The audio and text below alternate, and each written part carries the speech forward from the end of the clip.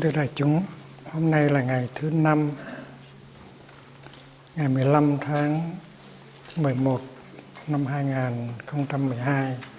Chúng ta đang ở thiền đường Nước Tĩnh trong khóa tu An Cư Kết Đông 2012-2013.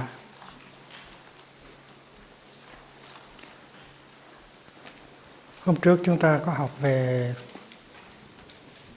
bốn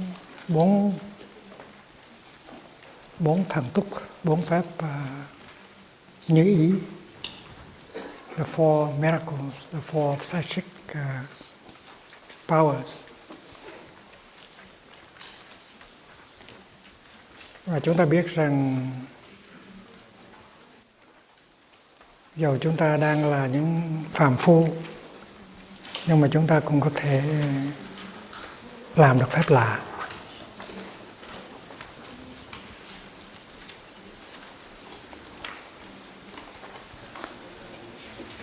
Phàm phu nghĩa là những con người chưa có chức thánh.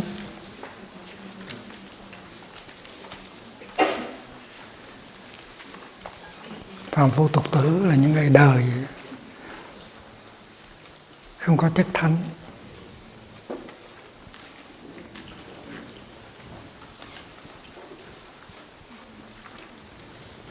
Nhưng mà ở trong đạo Bụt đó thì mình biết rằng cái chất thánh nó được làm bằng chất phàm, cũng như là hoa sen nó được làm bằng bùn. Nếu mình biết cách thì mình có thể sử dụng chất phàm để làm thành chất thánh. Và tự nhiên trong người mình nó có chất thánh. Ở trong kinh có cái danh từ thánh đệ tử, là những cái đệ tử có chất thánh. Nhưng người nào mà biết tu chánh niệm, chánh định là có chất thánh ở trong người hết. Tại vì những cái năng lượng niệm định tuệ là những năng lượng của các bậc thánh. Và tất cả chúng ta, mỗi người đều có cái hạt giống của niệm, định và tuệ hết. Và để chúng ta biết cách tiếp xúc với những cái hạt giống đó và làm cho chúng biểu hiện ra thành năng lượng, thì chúng ta có chất thánh ở trong con người ta. Và nếu có chất thánh rồi thì chúng ta có thể làm phép lạ, không có mặc cảm gì hết. Mình gọi Đức Giáo Hoàng là His Holiness, tức là nói là Đức Giáo Hoàng có chất thánh. Mình gọi Đức Đạt Lai Lạt Ma là His Holiness, là tại vì Đức Đạt Lai Lạt Ma có chất thánh. Nhưng mà mình cũng có chất thánh. Mỗi khi mình thở vào có chánh niệm là mình có chất thánh rồi. Nếu mà sư cô thở vào mà có chánh niệm thì sư cô là Your Holiness. Nếu sư chú mà thở vào có chánh niệm thì sư chú là Your Holiness. Nó mau lắm, rất là mau. Tùy theo mình chọn lựa mà thôi. Và khi mình có chánh niệm rồi và có định rồi thì khi mình bước đi từng bước như vậy, gọi là địa hành thần thông, the miracle walking. Mỗi bước chân như vậy nó được soi sáng bởi chánh niệm, chánh định. Nó cho mình thấy những mầu nhiệm của đất trời, thấy được sự sống rất là quý giá, và bước như một vị Bồ Tát, bước như một vị Phật ngay ở trên trái đất này. Thì đó gọi là địa hành thần thông rồi. Và mỗi bước như vậy nó có khả năng nuôi dưỡng, trị liệu và chuyển hóa. Thì trong chúng ta, người nào cũng có thể làm được chuyện đó. Và chúng ta có những cái cơ hội và những cái điều kiện để làm, mà nếu không làm thì uổng quá.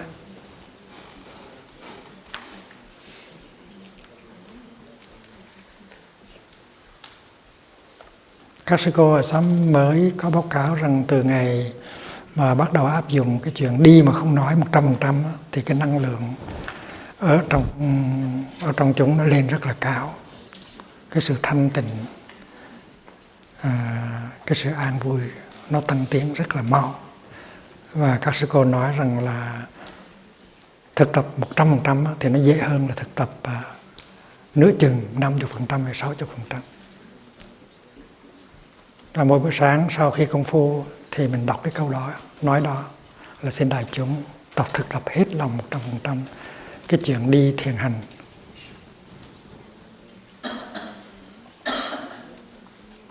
Và nội một cái chuyện đó thôi cũng đã đem hạnh phúc lại cho mình và cho đại chúng rất là nhiều. Mình thực tập địa hành thần thông,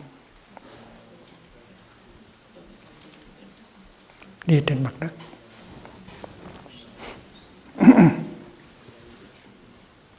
Cái luân lý học, đạo đức học Phật giáo nó được căn cứ trên cái đó, trên cái sự thực tập niệm, định và tuệ, Smriti, Samadhi, Prajna.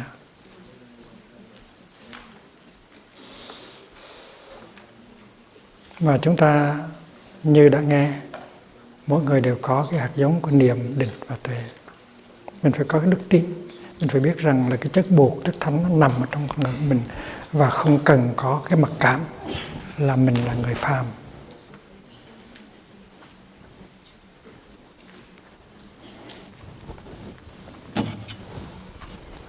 Niệm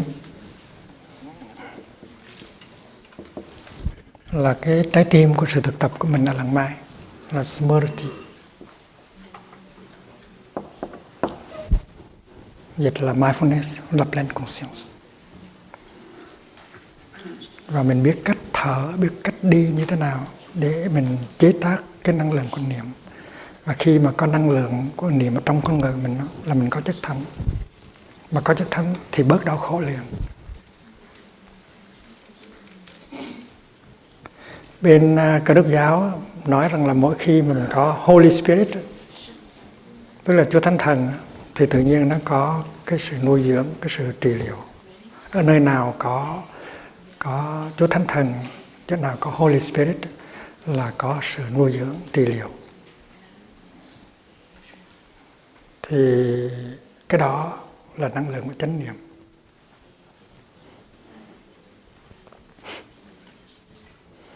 Và khi mà mình thực tập chánh niệm thì mình biết rằng trong niệm nó có cái năng lượng thứ hai là định. Tại vì khi mà mình chú tâm vào cái gì đó, mình để ý tới cái gì đó, mình ý thức được cái đó, thì ở trong đó nó có cái sự tập trung tư tưởng, nó tập trung tâm ý, gọi là định, gọi là Samadhi.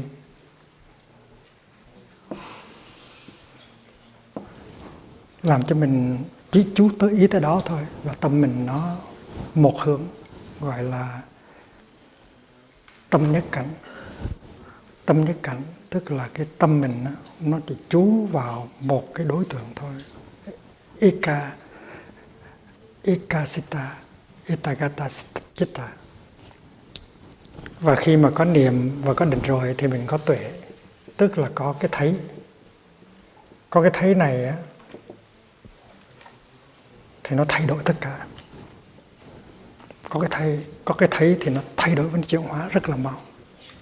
Cái đó gọi là prajna.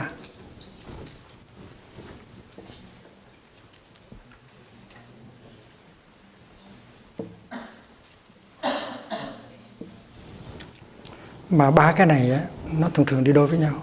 Thì có cái thứ nhất là có cơ hội, có cái thứ ba. Có khi nó tới như là một chớp nhoáng.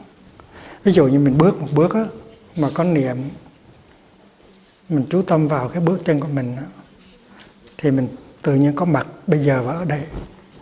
Có mặt bây giờ ở đây thì tự nhiên mình tiếp xúc được với tất cả những màu nhiệm ở trong vũ trụ.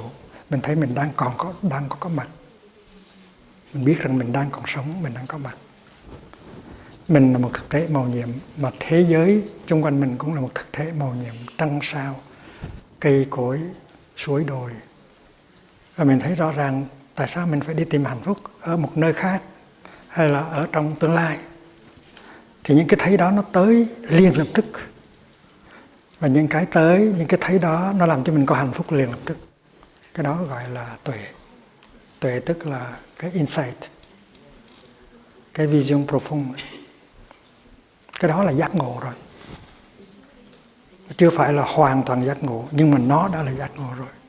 Cái đại giác á, cái Mahabodhi á, nó được làm bằng những cái giác nhỏ nhỏ. Và những cái giác nhỏ nhỏ đó là do hơi thở vào, hơi thở ra, bước chân trái, bước chân phải mà đưa tới. Nếu không có cái tiểu giác làm sao có đại giác được. Cái Mahabodhi nó được làm bằng cái Hina Bodhi.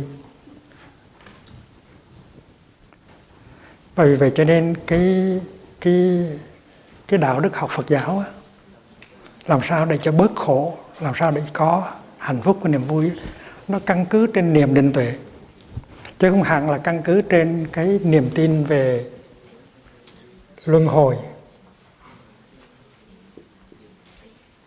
samsara, nghiệp và quả báo. Tuy rằng những cái ý niệm về luân hồi, nghiệp, quả báo nó đã có sẵn trước khi ra đời rồi, và đến khi mà buộc ra đời thì buộc chấp nhận mấy cái đó. Chấp nhận, nhưng mà Ngài không có để nguyên, Ngài sửa lại, Ngài làm thành ra hay lắm. Thành ra cái luân hồi, cái nghiệp, cái báo của Áo Nghĩa Thư, của Phạm Thư, nó vào trong tay buộc, nó trở thành là một cái dụng cụ rất là hay.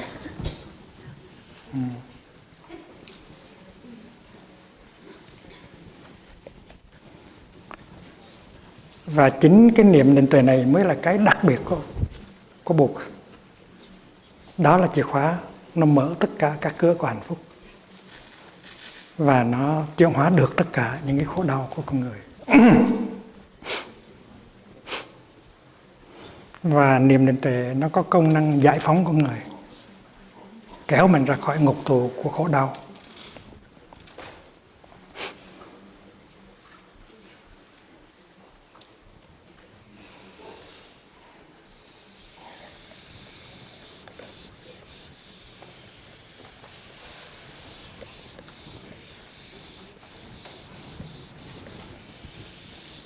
Tuệ ở đây á, có khi mình gọi là chánh kiến.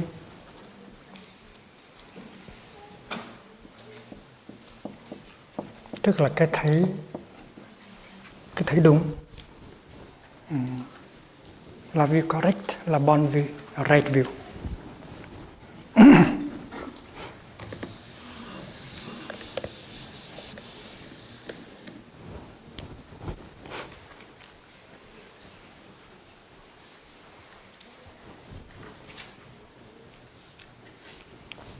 Khi mà có cái thấy đúng rồi đó,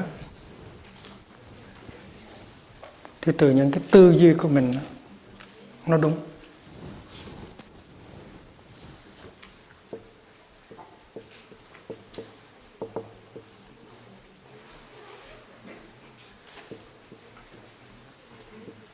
Là tránh tư duy.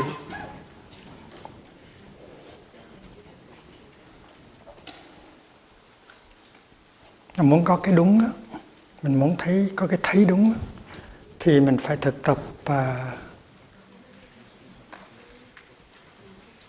chánh định và chánh niệm.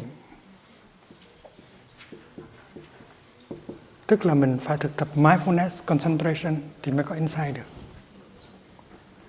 Do đó cho mình biết rằng đạo buộc có thể bắt đầu, sự thực tập đạo buộc có thể bắt đầu từ chánh niệm, rồi đi sâu vào tuệ, vào định, và niệm định nó phát khởi cái thấy.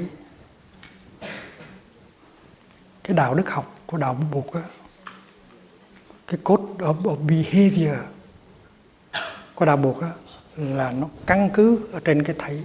Phải có một cái thấy sáng và đúng, thì lúc đó mình tư duy mới đúng và mình hành động mới đúng. Nếu mình có cái thấy đúng rồi á, thì mình có cái chánh ngữ, tức là lời nói nó đúng. Rồi mình có cái hành động đúng, gọi là chánh nghiệp. Right action.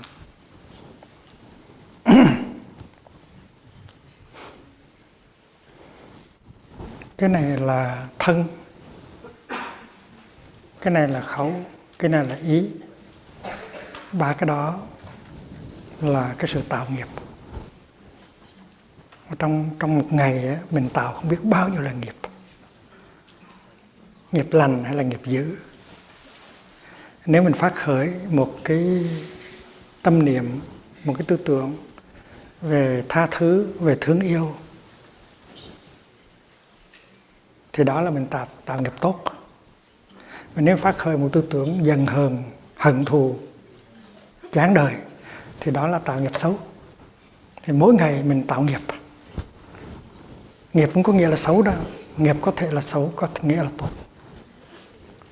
Và mỗi ngày mình nói, mình viết thơ, mình gửi email, thì những cái điều mình nói, mình viết á, nó có thể là nghiệp tốt hay là nghiệp xấu. Mình nói những điều mà làm cho mình có hạnh phúc và cho người kia có hạnh phúc.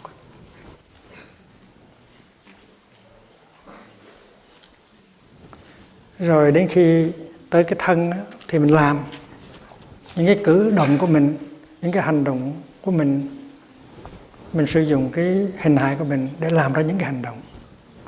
Mà những cái hành động của cơ thể của mình nó có tính cách bảo hộ, có tính cách cứu độ, có tính cách ngăn đỡ, nó có tính cách che chở, thì như vậy là nghiệp tốt.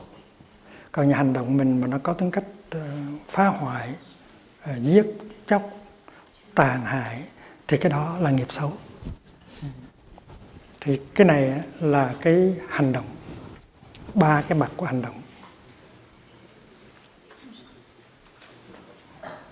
Ba mặt của hành động.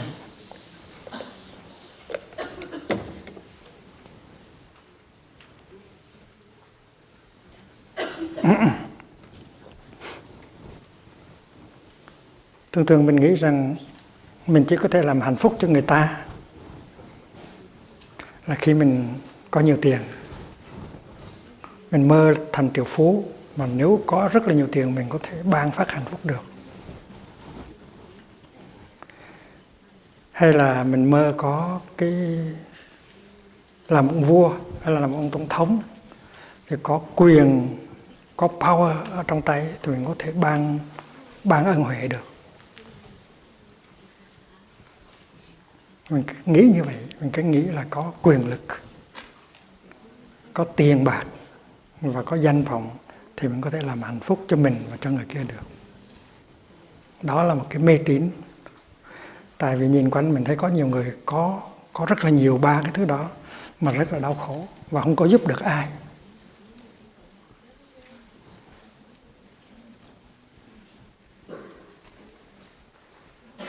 Và mình cảm thấy khó thở là tại vì mình không có hạnh phúc và mình không có thể làm được hạnh phúc cho người khác. Nhưng mà trong cái giáo lý về tứ thần túc á, là 4 phép thần thông á, thì mình thấy nó khác lắm. Mình thấy rằng trong cái tình trạng của mình hiện bây giờ đây này, dầu không có một thước đất để cắm dùi, dầu không có một cái trương mục hàng triệu đô la, nhưng mà mình vẫn có thể làm hạnh phúc được cho người khác. Ngay bây giờ và ở đây mình có thể làm phép thần thông được.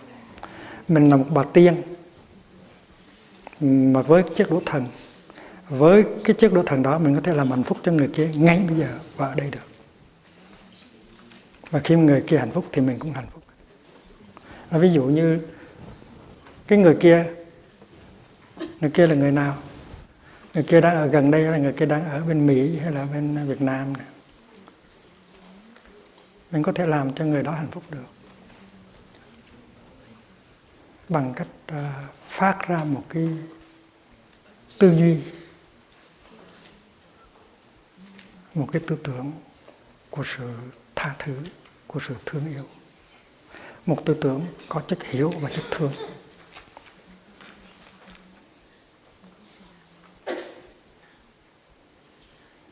mình đã từng phát khởi một tư tưởng thương yêu tha thứ để tư tưởng đó nó ôm lấy cái người kia hay chưa? Hay là mình chỉ tiếp tục trách móc, hờn oán cái người đó? Sở dĩ mình tiếp tục trách móc hờn oán người đó mà mình không có thương được người đó, mình không có phát khởi được một tư tưởng thương yêu, đùm bọc và hiểu biết, là tại mình không có cái chánh kiến, mình có cái thấy đúng. Mà chánh kiến trước hết là thấy được cái nỗi khổ niềm đau của người đó. Mỗi khi thấy được cái nỗi khổ niềm đau của người đó thì tự nhiên mình hết giận người đó liền. Mình muốn nói một cái gì đó hay làm một cái gì đó để cho người đó bớt khổ.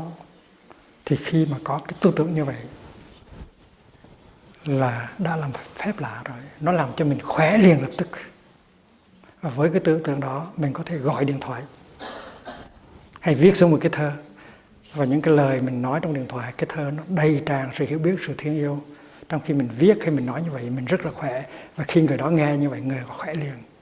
Đó là cái phép lạ mình có thể làm ngay được, ngay bây giờ. Tại sao chiều hôm nay không làm đi?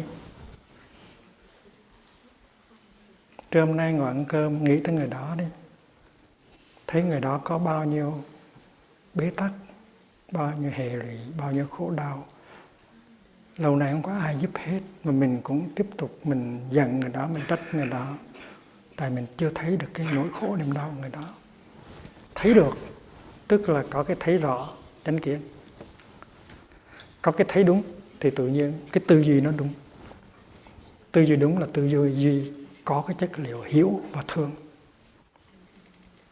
Mà khi mà cái tư duy có chất liệu hiểu và thương được chế tác ra thì mình khỏe liền. Một cái tư tưởng tha thứ, thương yêu, đùm bọc đó, nó làm cho mình hết bệnh. Bệnh thân cũng như bệnh tâm. Nó có năng lượng chữa trị. Trước khi người kia được thờ hưởng cái tư tưởng đó thì mình là người được thừa hưởng trước.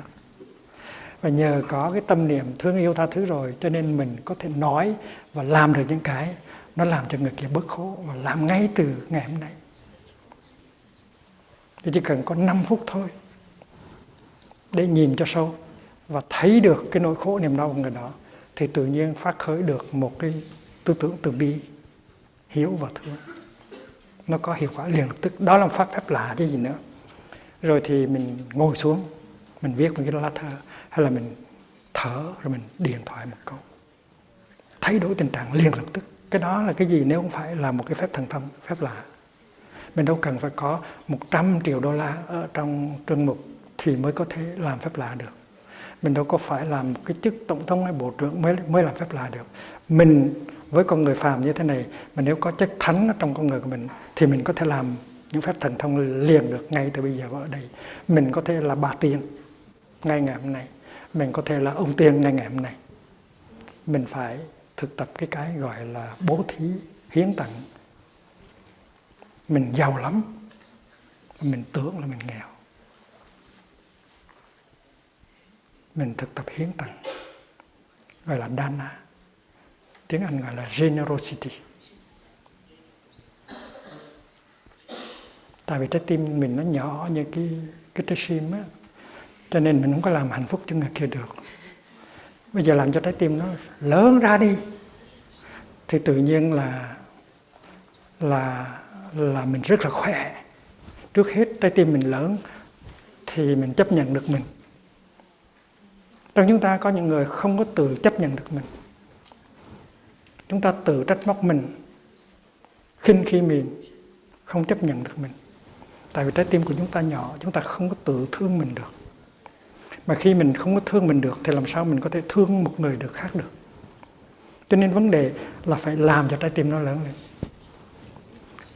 Mà làm cho trái tim lớn lên là phải thấy, là phải có cái thấy. Phải thấy những cái nỗi khổ niềm đau của chính mình. Thấy những nỗi khổ niềm đau của chính mình thì tự nhiên mình thương mình. Và thấy những nỗi khổ niềm đau của chính mình thì mình thấy được những cái nỗi khổ niềm đau của người kia liền. Cho nên cái thấy rất là quan trọng. Nó thay đổi cái tư duy của mình. Nó khiến cho mình có thể nói viết và làm những cái nó đưa tới hạnh phúc liền lập tức. Generosity, trái tim phải có trái tim của mình phải có cái lượng, cái capacity cho nó lớn, gọi là tâm lượng.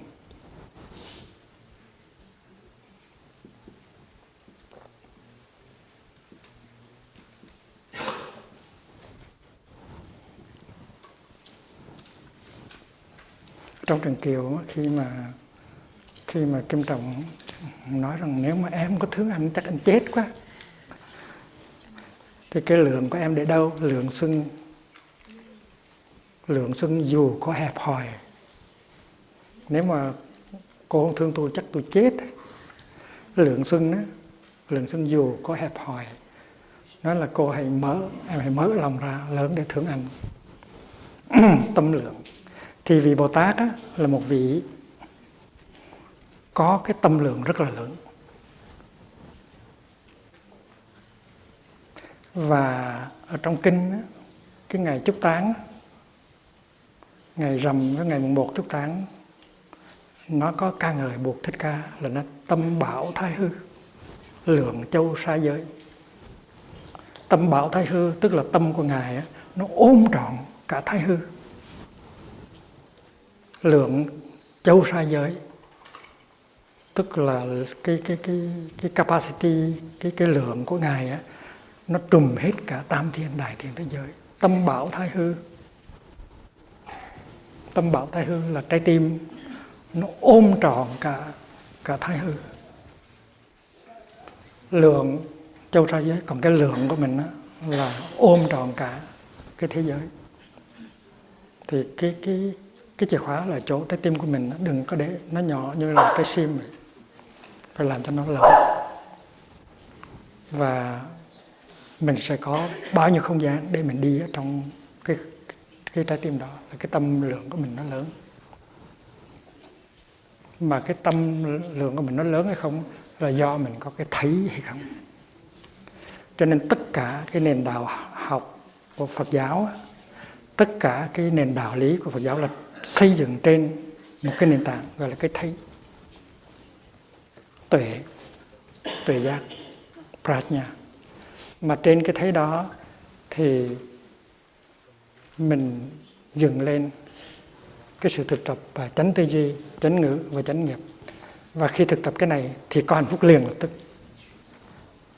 Và có thể đem hạnh phúc cho những người khác liền lập tức. Tại vì mình là bà tiên, mình có quyền làm phép lạ ngay bây giờ và ở đây. Với 3 cái đũa thần thông, 3 cái đũa phép. Cái đũa phép hết, đầu tiên là cái tư duy của mình. Ai cấm mình phát ra một tư duy, một cái tư tưởng thương yêu, chấp nhận và muốn làm cho người bớt khổ? Có ai cấm mình làm cái chuyện đó không? Đảng Cộng sản có cấm mình không? Đảng Dân Chủ có cấm mình không? Có ai cấm mình làm được cái chuyện đó? Mình có khả năng phát khởi ra một tư tưởng tha thứ, thương yêu và muốn giúp người đó, thì phát khởi ra cái tự nhiên mình khỏe liền và sự trị liệu thân tâm nó xảy ra liền. Và tuy chưa làm gì hết nhưng mà người kia cũng đã bắt đầu hướng được. Tại những cái gì mà mình xảy ra trong mình nó có ảnh hưởng trên thế giới liền lập tức. Mình có một tư tưởng đen tối hận thù thì tự nhiên thế giới nó tối sầm hơn lên một chút. Ngay đến lúc đó.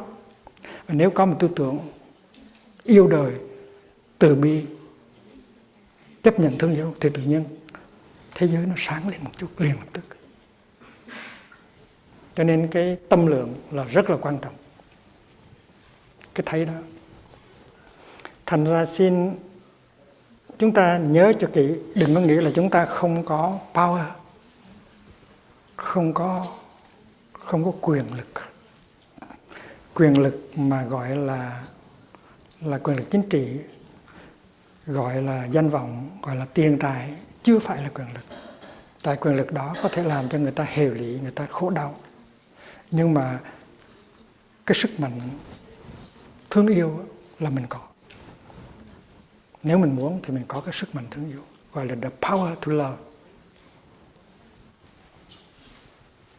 Mình có cái hạt giống của từ, của bi ở trong lòng của mình. Và nếu mình biết tiếp xúc với cái hạt giống từ và bi và hiểu biết ở trong mình, thì tự nhiên mình có cái năng lượng đó, cái quyền lực đó, gọi là quyền lực thương yêu. Mình không có tiền, mình không có địa vị, mình không có quyền hành ở trong xã hội, nhưng mà mình có cái quyền rất lớn là quyền thương yêu. Mình có thể thương yêu mình và mình có thể thương yêu người khác được. Và chuyện đó mình có thể làm ngày hôm nay. Sự thực tập là như vậy. Mỗi bước chân, mỗi hơi thở đều có thể làm cho cái quyền lớn, cái quyền đó, cái power đó nó lớn lên.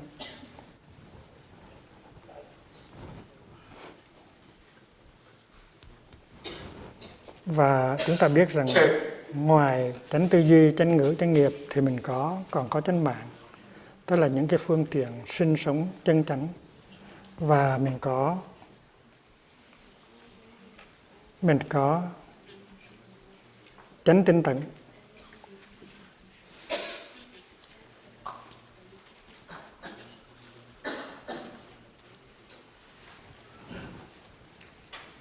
Và cái này là bát chánh đạo. Tức là con đường nó chuyển hóa khổ đau, con đường nó đưa tới hạnh phúc. Cái đó là cái giáo lý của Đạo Buộc.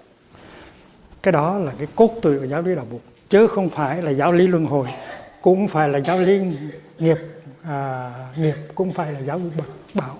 Cái đó nó có sẵn ngoài đời rồi. Mà cái tài năng của Buộc á, không phải là chỗ sáng tác ra cái giáo lý về luân hồi, về nghiệp, về bảo. Nó có sẵn. Cái tài năng của Buộc á, là phát khởi ra, là đưa cho mình con đường đó là con đường bát chánh, và nó dựa trên cái thấy, gọi là cái thấy tứ diệu đế.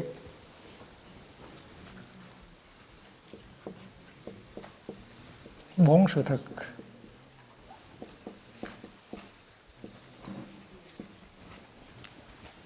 Cái thấy ở đây á, là cái thấy về tứ đế.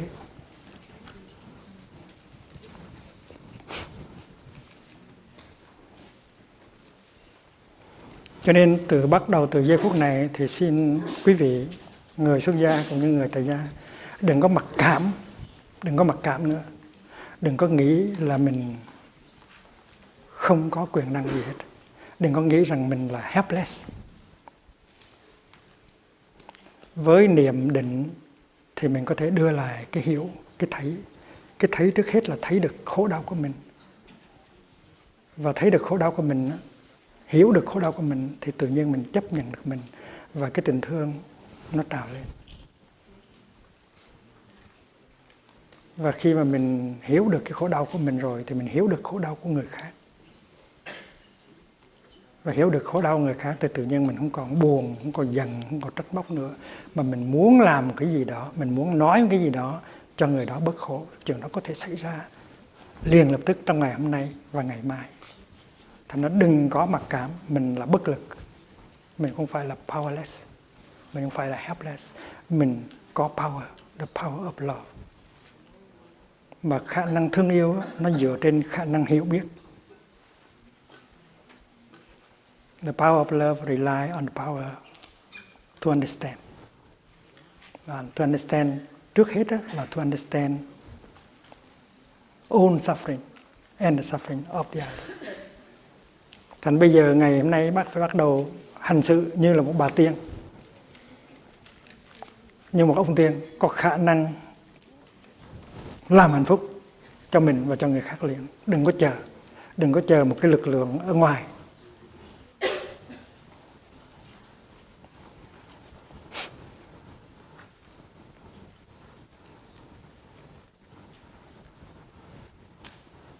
Thì vì vậy cho nên cái mà quan trọng, cái trái tim của Đạo Buộc á, là chánh kiến, là prajna.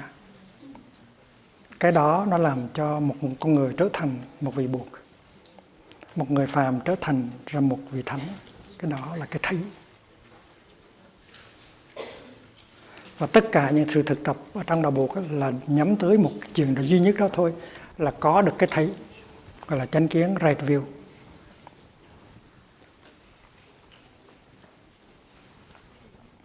Tôi nhắc cái chuyện này để quý vị nhớ là cái nền thực tập cái giáo lý của Bụt nó được dựa trên không phải là cái niềm tin về luân hồi, về nghiệp, về báo, không phải dựa trên những cái giáo điều như vậy. Cái trái tim của Bụt là chỗ có một cái thấy rất là sáng về bốn sự thật.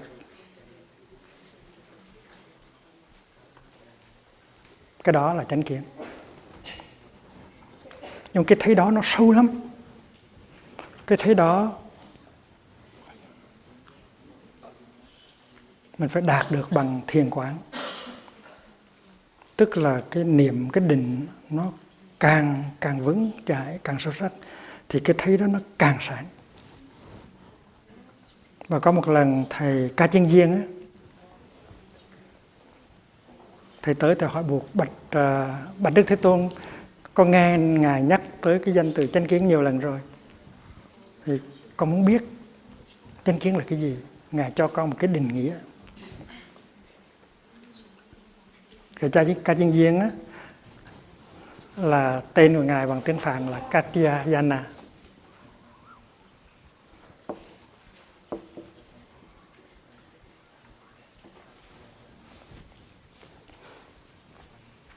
Tiếng Pali là Katyayana.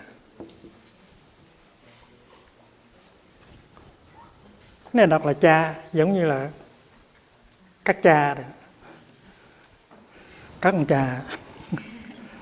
Ở miền Nam Việt Nam gọi mấy người Hoa là các chú, phải không? Các chú. Các chú. Các chú. Có phải không? Miền Nam gọi như vậy không? Nó là cái chữ khách trú mà ra. Khách trú. Viết như vậy. Còn người Việt á là các cha. Thì Katyayana là tên của thầy Ca Chiên Giên, viết bằng tiếng Pali, viết như vậy, nói chơi như vậy để cho dễ nhớ.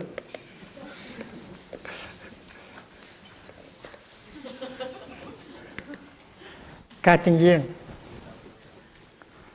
Maha Ca Chiên Giên.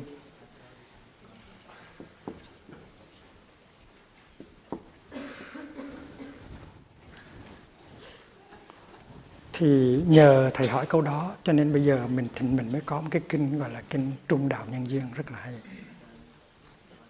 Cái kinh đó là cái kinh rất là quan trọng ở trong Đạo Bụt. Và có một cái kinh nó đi kèm theo kinh đó là kinh Chiên Đà. Chiên Đà.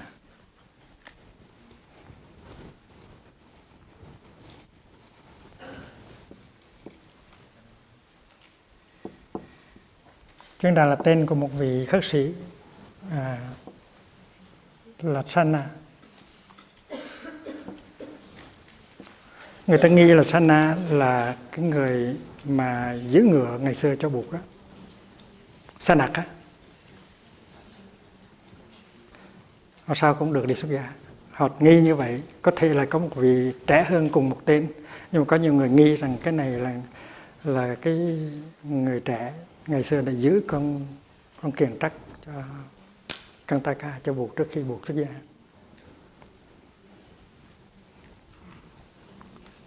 Nhưng mà mình phải tới với cái kinh Ca Chiên Giên trước.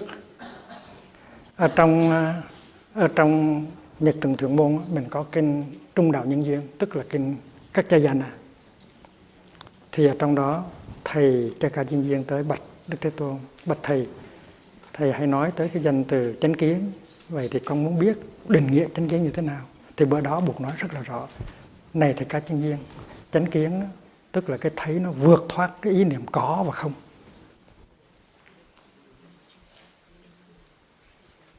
Cái ý niệm về être, về non-être.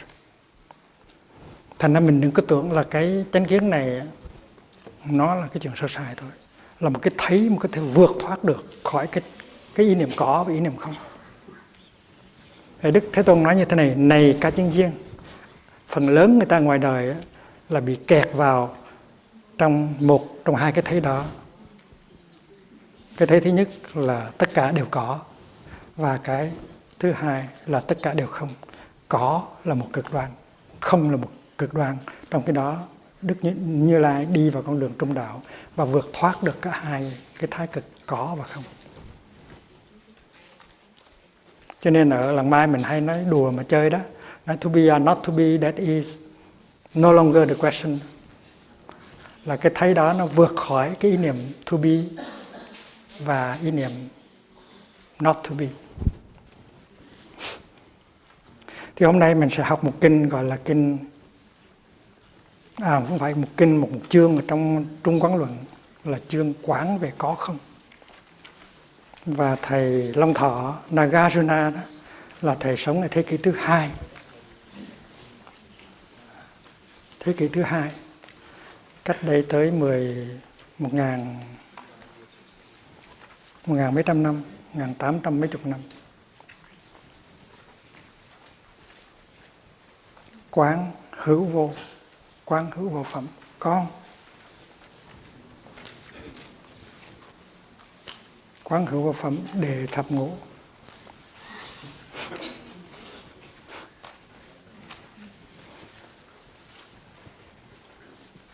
Và kinh Chiên Đà này á, nó cũng cùng một đề tài. Nhưng mà lúc đó thầy Channa xuất gia hơi trễ. Cho nên lúc đó buộc vừa mới nhập diệt.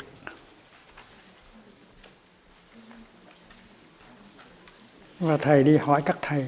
Hồi đó thầy Chiên Đà, thầy ở trên bờ sông Hằng, và thầy muốn học hỏi thêm giáo lý thì thầy mới tới cái vùng gọi là Lộc Uyển á, vườn Lộc Uyển á, cái nơi buộc thành đạo á. Ở đó có một tu viện, ở đó có nhiều lùm cây, ở đó có nhiều vị thượng tọa đang cư trú, cho nên thầy tìm tới chỗ đó.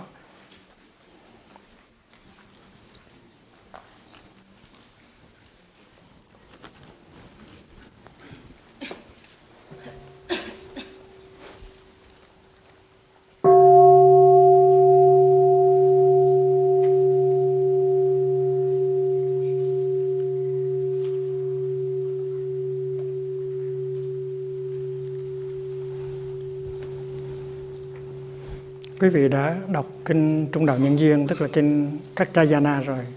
Nhưng mà quý vị chưa được đọc kinh Chiên Đà. Hồi ấy, đây là những điều tôi đã được nghe. Hồi ấy, có nhiều vị thượng tọa khất sĩ cùng cư trú tại vườn Lộc Uyển ở Isipatana, thành Varanasi, thành Ba La Nại. Đức Thế Tôn vừa mới nhập diệt, không lâu. Lúc bấy giờ khất sĩ Chiên Đà vào buổi sáng khoác y, mang bát đi vào thành phố Varanasi để khất thực.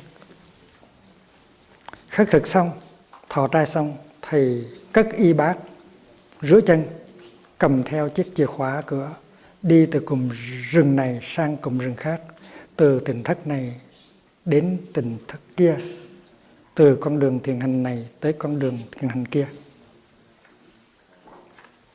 Đến đâu, khất sĩ Chiên Đà cũng thưa với các vị thượng tọa khất sĩ mà mình gặp: xin quý thầy dạy cho con, thuyết pháp cho con, để con có thể hiểu được pháp, thấy được pháp, và như thế con có thể thực sự hiểu được pháp và quán chiếu pháp đúng theo pháp.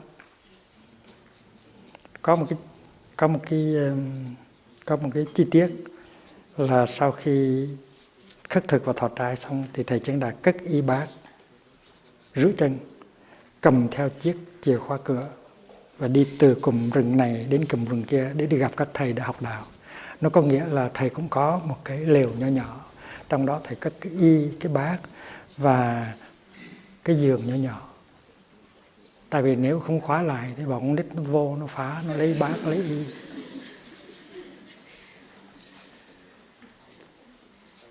Có cái chi tiết đó. Xin quý thượng tọa dạy cho con, thuyết pháp cho con để con có thể hiểu được pháp, thấy được pháp. Lúc bây giờ các vị thượng tọa khất sĩ nói với thầy Chiên Đà, sắc là vô thường. The body is impermanent. Thọ, tưởng, hành và thức cũng vô thường.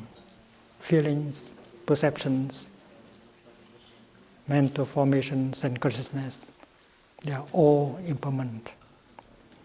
Tất cả các hành đều vô thường, tất cả các pháp đều vô ngã, và Niết Bàn là sự yên ổn lắng dịu.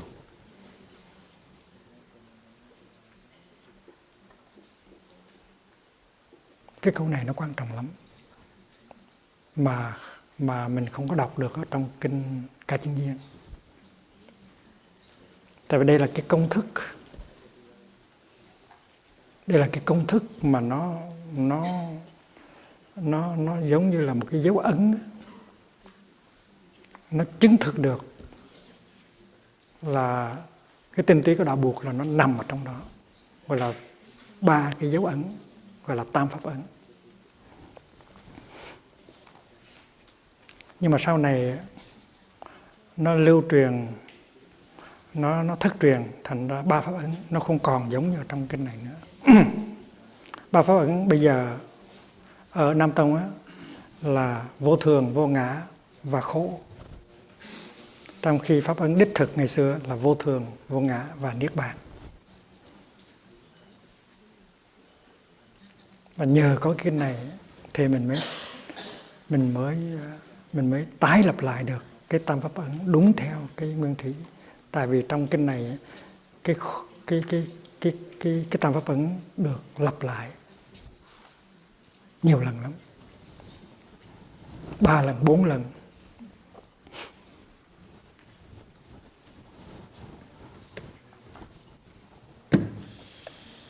Này, xóa cái này được chưa?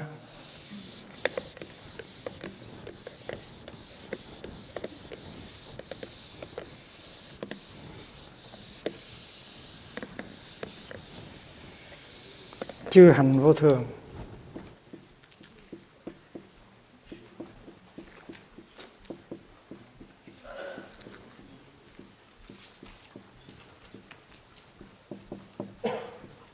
Tức là pháp ấn thứ nhất, chư pháp vô ngã.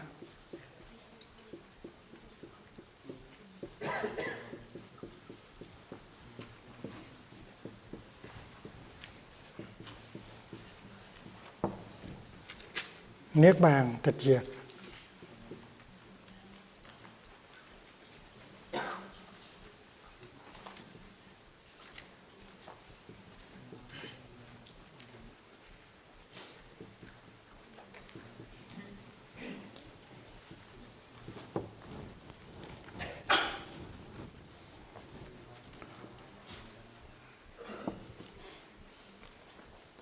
Anitya Sarva Samskara.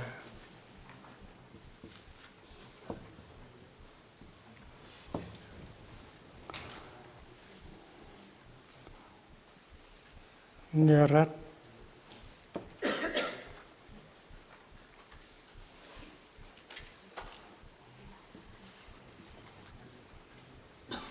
Niratmana Sarva Dharma.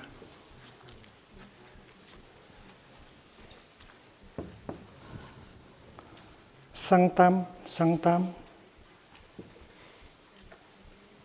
Nirvanam.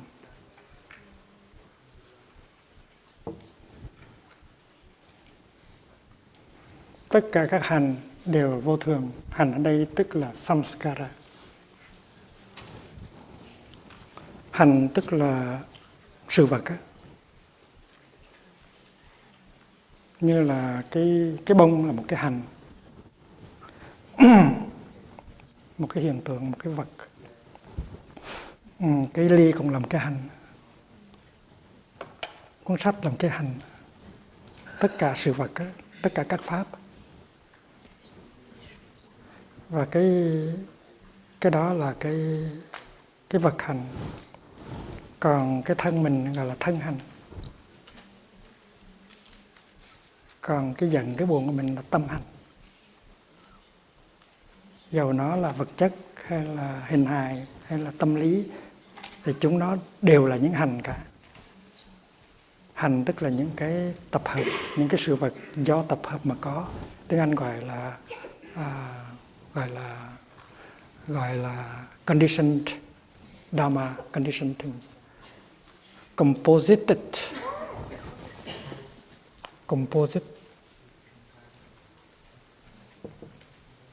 hay là conditioned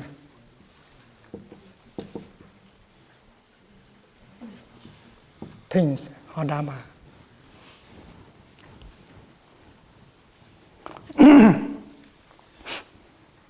Thì cái pháp ấn tức là cái dấu ấn để nó chứng tỏ đây là nó chánh truyền, nó đích thực, nó không có bị lai căng, nó là chánh hiệu con nai. Chánh hiệu con nai của Bụt. Thì dấu ấn thứ nhất là vô thường. Hễ mà giáo lý mà không có dấu ấn của vô thường, đó không phải là giáo lý của Bụt. Đó là pháp ấn đầu tiên.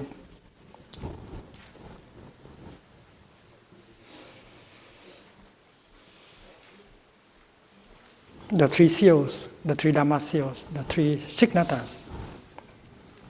Tức là tất cả các hành đều vô thường. Nếu anh không có đồng ý về cái đó thì anh cũng phải là người bạn của Đạo Bụt. Và anh quan sát thì anh thấy cái gì cũng vô thường hết. Và như vậy thì các nhà khoa học của thế kỷ mình đó, hình như họ cũng là bạn của Bụt hết, tại vì họ cũng thấy rằng tất cả đều vô thường hết. Tâm lý cũng như sinh lý là nó có một cách là vô thường. Không có cái gì chắc thực hết, không có gì kéo dài được lâu dài hết.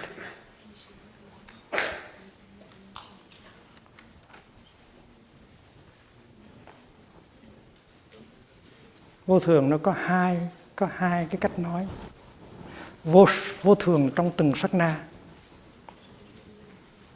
tức là mỗi cái millisecond nó đã khác rồi, chứ đừng có nói là vài giờ hôm sau mới khác. Gọi là sát na vô thường. Impermanence in every instant là sát na vô thường. Thì khi mình nhìn một ngọn đèn cầy á, mình thắp một ngọn đèn cầy lên á, thì mình có cảm tưởng cái ngọn lửa đó là nó thường. Mình thắp rồi mình đi ra ngoài, 2 giờ sau mình về, mình vẫn thấy ngọn lửa. Mình tưởng đó ngọn lửa 2 giờ sau vẫn là ngọn lửa trước, nhưng mà không có đúng. Tại vì nhìn cho kỹ thì thấy đó là một cái series, một cái loạt những cái ngọn lửa nó nối tiếp nhau.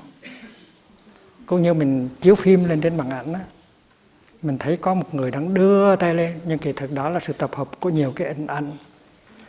Có 100-300 cái ảnh nó nối tiếp nhau, chứ cho mình thấy hình như có một người đưa lên, nhưng kỳ thực không có người nào hết. Nó chỉ có những cái hình ảnh rời rạc nối liền với nhau. Và khi mình thấy có một người thật thì đó là ảo tưởng, illusion. Thường tức là một cái illusion. Vô thường mới là sự thật. Thành mỗi khi mà nhìn thì phải thấy cái sát na vô thường, tức là impermanence in every instant. Và đến một cái con người á, mình thấy một con người sanh ra vào 8-90 năm sau thì chết, thì lúc đó mình mới thấy vô thường. Nhưng mà kỳ thực đó là không có đúng.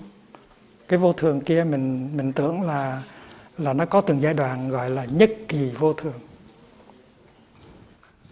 Một bên là sát na vô thường, một bên là nhất kỳ vô thường. Nhất kỳ tức là một cái period, một cái instant.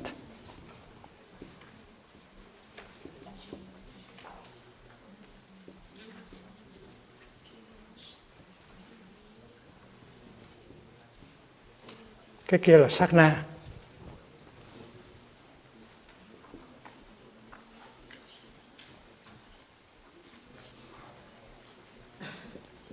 sắc na vô thường, cái này là nhất kỳ vô thường.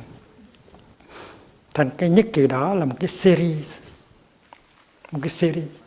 một cái continuation, một cái santati, tiếng Phạn là santati, và mình dịch là tương tục, một cái tương tục. Nó tương tục thôi. Và vì vậy cho nên nó có tính cách, bây giờ các nhà khoa học họ ưa dùng, bắt đầu từ Henry Bergson là người Pháp, là dùng cái chữ de nature cinématographique. Cái tâm của mình á, theo Bergson á, là nó có cái tính chất điện ảnh, de nature cinématographique, tức là nó rất là mau chóng. Thì sự vật á, thực tại reality á, nó có cái tính chất cinematographic, nó có cách điện ảnh, là nó từng giây phút, giây nó còn dài, một giây chia ra làm 1000 lần thì gọi là millisecond. Và vì vậy cho nên khi mình đi ra 2 đồng hồ về trở thấy còn lại cái ngọn đèn đó, mình tưởng là con đèn nó còn, nhưng kỳ thực đó là sự tiếp nối của một hàng triệu cái ngọn lửa. Và cái quán chiếu đó là buộc không cần dùng những cái dụng cụ thí nghiệm khoa học bây giờ. Ngài chỉ dùng cái tâm của Ngài thôi, mà Ngài quán chiếu, Ngài thấy rằng cái thực chất của thực tại là vô thường. Cái đó là cái dấu ấn thứ nhất. Mà nếu ai không có đồng ý cái đó thì không có chơi với Bụt được. Hình như là các nhà khoa học họ cũng nói như vậy.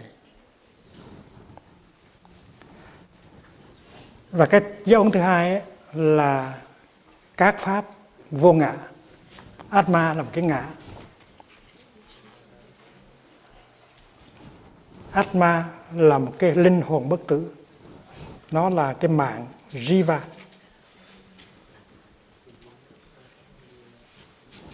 Đây là cái niềm tin của rất là nhiều giáo phái. Thì trong Bà La Môn giáo, người ta tin rằng có một cái Atma. Cái Atma đó đi luân hồi. Đi luân hồi cho đến khi nó trả hết nợ thì nó trở về, nó hòa hợp lại với Brahma. Brahma là cái đại ngã. Brahma là linh hồn của vũ trụ, còn Atma là linh hồn của cá nhân. Atma, linh hồn cá nhân, đi lang thang, bỏ cái xác thân này đi vào xác thân khác, mãi mãi cho đến khi mà trả hết nghiệp đời thì có thể trở về với Brahma, tức là đại ngã. Và Bụt không có chấp nhận cái đó. Bụt là một nhà cách mạng, Ngài không có chấp nhận cái đó. Ngài chấp nhận có một cái linh hồn bất diệt. Ở Cơ Đốc giáo cũng có cái niềm tin ở linh hồn bất diệt. Một cái principe vital, nó còn mãi còn hoài như vậy. Và ngày xưa Áo Nghĩa Thư hay là Kinh Vệ Đà nói tới luân hồi là nói tới cái linh hồn bất diệt. Và vì đến lúc Bụt ra đời á, thì tuy là Ngài chấp nhận mấy cái đó, nhưng mà những cái đó không còn cái nghĩa cũ nữa. Tại vì khi mà Ngài đã thấy được vô thường rồi á, thì Ngài không có thể nào chấp nhận được một cái gì mà nó trường cửu cả.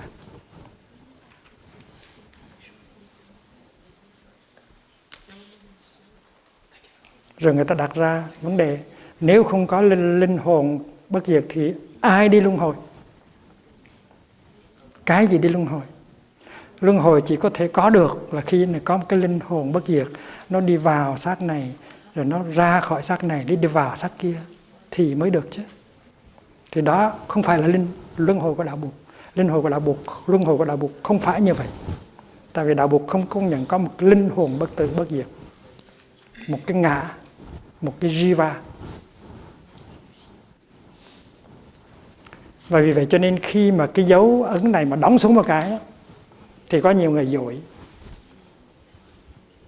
Thế ai mà không đồng ý với Bụt là vô ngã là không phải là tri kỷ của Bụt rồi.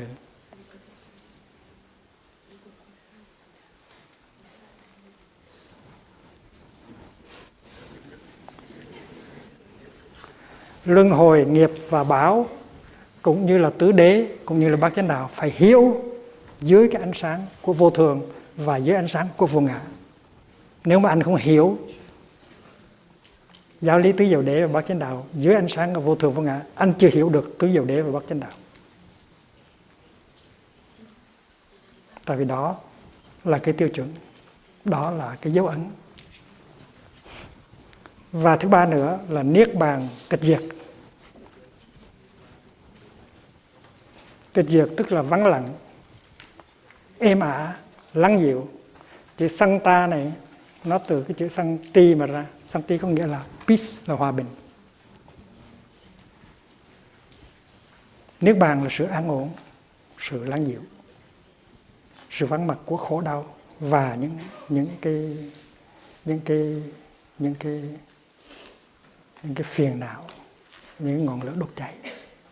Mà niết bàn nó là một thực tại. Nếu anh công nhận niết bàn, anh không phải là tri kỷ của Bụt. Có vô thường, có vô ngã, có khổ đau, nhưng mà có an lạc, có hạnh phúc, có hòa bình, có sự lắng dịu.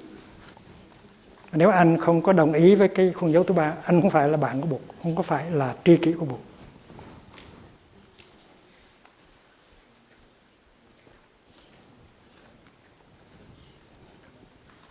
Thành nó có cái tiêu chuẩn đó.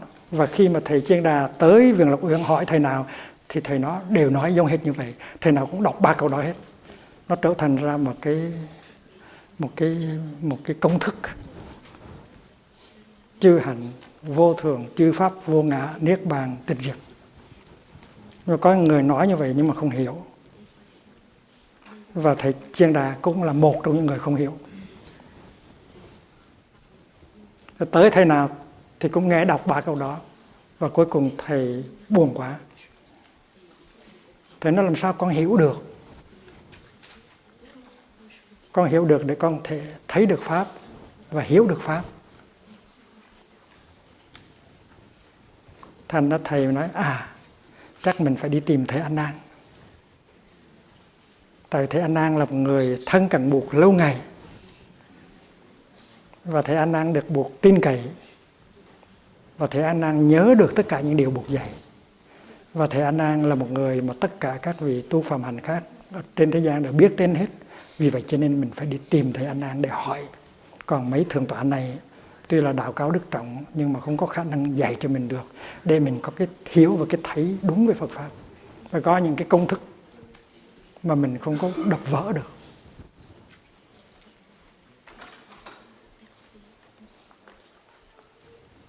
Thì lúc đó thầy mới nghĩ rằng bây giờ thầy A Nan đang ở Kosambi, đang ở trong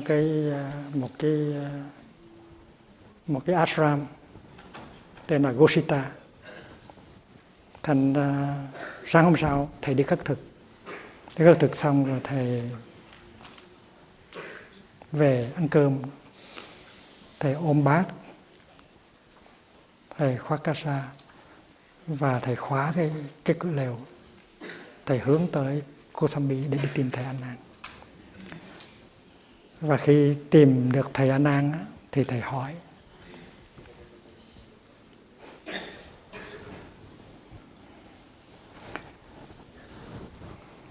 Thầy A Nan bạch với các vị thượng tọa khất sĩ ở tại Lộc Uyển: con cũng đã biết sắc là vô thường, thọ tưởng hành và thức vô thường.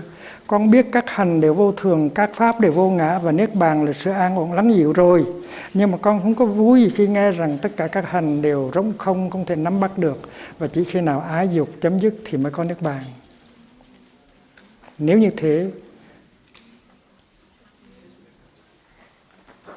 thì có cái ngã nào hay có cái chủ thể nào có thể biết được cái sự thực một cách chân thực, có thể thấy được cái sự thật một cách chân thực, để có thể nói rằng hiểu được Pháp và thấy được Pháp. Thầy Chiên Đàn lặp lại câu ấy 2 lần rồi nói, rồi 3 lần. Rồi thầy tự hỏi ai trong số các vị thượng tọa này có thể dạy cho mình để mình có thể hiểu được Pháp và thấy được Pháp. Thế rồi thầy Chiên Đà lại nghĩ tôn giả Ananda hiện đang cư trú tại vườn Gosita trong vùng Kosambi. Tôn giả là người đã từng được gần gũi và làm thị giả cho Đức Thế Tôn, đã từng được buộc khen ngợi và được tất cả các bậc tu phạm hạnh biết đến. Tôn giả ấy chắc chắn sẽ có khả năng thuyết pháp cho ta. Rồi thầy Chân Đà nghỉ ngơi qua đêm. Sáng hôm sau, khoác y mang bát, thầy đi vào thành phố Varanasi để khất thực. Khất thực và thọ trai xong, thầy xếp dẹp chiếc giường nằm của thầy lại. Xếp dẹp xong, thầy khoác y cầm bát lên đường đi về Kosambi. Đi nhiều chặng, thầy tới nơi. Rồi thầy đặt y bát xuống, đi rửa chân và tới chỗ của thầy Tôn giả Ananda cư trú. Sau khi chào hỏi Tôn giả, thầy ngồi xuống một bên Tôn giả. Lúc bấy giờ, thầy Chân Đà hỏi Tôn giả An Nan: thưa Tôn giả An Nan, hồi ấy nhiều vị thượng tọa khất sĩ đang cư trú ở tại vườn Lộc Uyển ở Isipatana, thuộc thành phố Ba La Nại. Buổi sáng ấy, con mang y cầm bát đi vào thành Varanasi để khất thực. Khất thực và thọ thực xong, con cất y bát, rửa chân, nói có tích có tuồng hết. Cầm theo chiếc chìa khóa, đi từ cụm rừng này đến cụm rừng kia, từ tỉnh thất này đến tỉnh thất kia, từ con đường thiền hành này tới con đường thiền hành khác. Đến đâu gặp các vị thượng tọa khất sĩ, con cũng đều xin quý vị dạy và dỗ trao truyền cho con, thuyết pháp cho con để con có thể biết pháp và thấy pháp. Lúc bây giờ các vị thượng tọa khất sĩ thuyết pháp cho con, dạy con rằng sắc là vô thường, thọ tưởng hành thức cũng vô thường, tất cả các hành đều vô thường, tất cả các pháp đều vô ngã và niết bàn là sự yên ổn lắng dịu. Khi ấy con có thưa với các vị thượng tọa khất sĩ rằng con đã biết rồi, con đã biết sắc là vô thường, thọ tưởng hành thức và vô thường rồi, con biết tất cả các hành đều vô thường, các pháp đều vô ngã và niết bàn là sự an ổn lắng dịu rồi. Nhưng con không được vui khi nghe nói là tất cả các hành đều trống rỗng, không thể nắm bắt được, và chỉ khi nào ái dục chấm dứt thì mới có niết bàn. Nếu như thế thì trong đó có một cái ngã, chú thế nào có thể biết được sự thật một cách chân thực, thấy được sự thật một cách chân thực để có thể nói rằng thấy được pháp? Ai thấy? Thấy được pháp ai mà thấy? Lúc ấy con mới tự hỏi rằng trong các số các vị khất sĩ thượng tọa, người nào là có khả năng vì ta mà thuyết pháp, khiến cho ta biết được pháp và thấy được pháp. Rồi con nghĩ Tôn giả Ananda hiện đang ở vườn Gosita trong vùng Kosambi. Tôn giả là người đã từng gần gũi và làm thị giả cho Đức Thế Tôn, đã từng được buộc khen ngợi và được tất cả các bậc tu phạm hạnh biết đến. Tôn giả ấy chắc chắn sẽ có khả năng thuyết pháp cho ta để cho ta biết được pháp và thấy được pháp. Mà cũng vì lặp đi lặp lại như vậy, cho nên cái tam pháp ấn này được chép rất nhiều lần ở trong kinh. Và thuộc lòng và khiến người ta không có thay, không có sửa được. Nên nhớ là trong cái bản Pali ấy, họ chỉ để 2 cái pháp ấn thôi, họ bỏ cái pháp ấn thứ 3 là niết bàn. Cái kinh này nó cũng có ở trong tạng Pali, nhưng mà lạ thay vì để chư hành vô thường, chư pháp niết bàn, chư pháp vô ngã niết bàn tịch tỉnh, thì họ để chư hành vô thường, chư pháp vô ngã thôi. Và đến khi mà các nhà chú giải như là thầy Buddhaghosa chú giải thì tới đây họ nói rằng tại sao không có để luôn cái pháp ấn thứ 3 là tất cả đều là khổ, cho nó đủ bộ. Thì mới cách nghĩa rằng nếu mà để khổ vào thì rồi người ta nói niết bàn cũng khổ sao? Vì vậy cho nên bỏ bớt cái khổ. Và vì vậy cho nên ở trong đó chỉ có 2 pháp ấn thôi. Tại vì họ đã quen với 3 cái pháp ấn kia rồi, là vô thường, vô ngã và khổ. Nhưng mà kỳ thực trong cái đạo Bụt nguyên thủy, nguyên chất, 3 pháp ấn không phải là vô thường, vô ngã và khổ, mà vô thường, vô ngã và niết bàn mới đúng là 3 cái dấu ấn. Tại vì theo cái tiêu chuẩn đó là người nào mà không công nhận có cái sự lắng dịu, có cái giải thoát, người đó không phải là tri kỷ của Bụt mà. Như vậy 3 cái kia đâu đủ, vô thường, vô ngã và khổ đâu đủ. Người ta bị ám ảnh bởi cái giáo lý tứ diệu đế, và vì vậy cho nên cho khổ lên cái mức đó. cái bông này nó vô thường, nó vô ngã, nhưng cái bông này nó đâu khổ.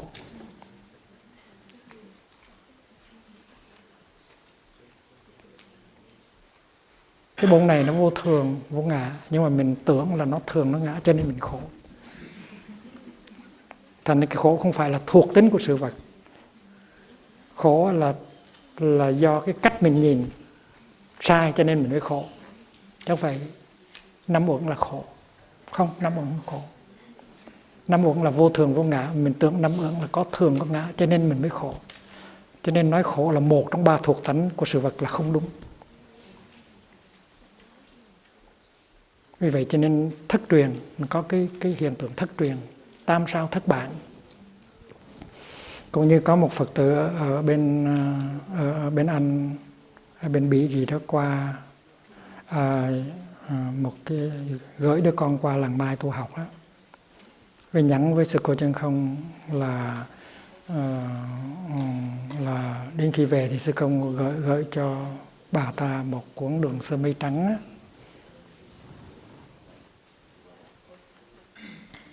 Thì cậu bé đó, cậu nghe bà Chấp Bà Nhoáng, cậu nói với sư cô là má con nói sư cô gửi cho má con một cái áo sơ mi trắng. Nhưng mà cô Chân Không thông minh, cô biết cái này không phải sơ mi trắng đâu. Tại sao mà hỏi sư cô mà hỏi sơ mi trắng? Chắc chắn là đường sơ mi trắng, sư cô gửi đường sơ mi trắng là đúng phóc. Thì trong kinh cũng vậy đó. Có nhiều cái thất truyền nó giống đường sơ mi trắng, mình trở thành chiếc áo sơ mi trắng. Do đó cho nên mình phải khảo cứu một cách thông minh, mình mới có tái lập lại được cái sự thật. Thì đây cũng vậy, tam pháp ẩn mình phải thiết lập lại. Mà có nhiều cái sai như vậy lắm, chứ không phải là ít đâu. Tam sao thất bản.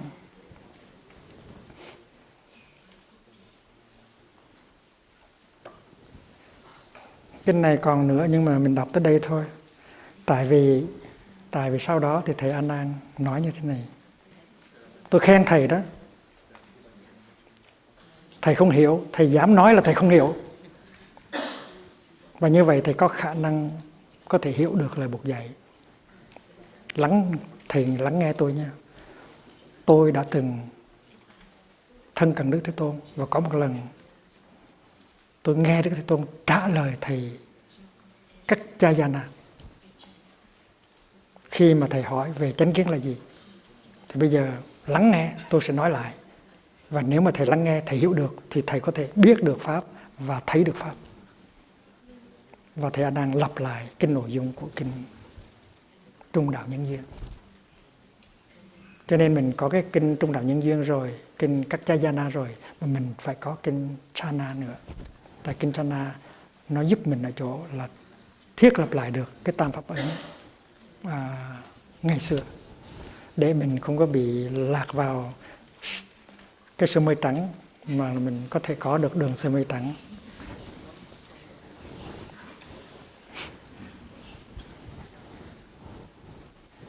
Sanh tâm này tức là peace, Shanti, tức là cái sự yên ổn. Mà hạnh phúc làm gì có nếu không có sự yên ổn. Nếu yên ổn trong tâm, hạnh phúc làm gì có nếu không có sự lắng dịu.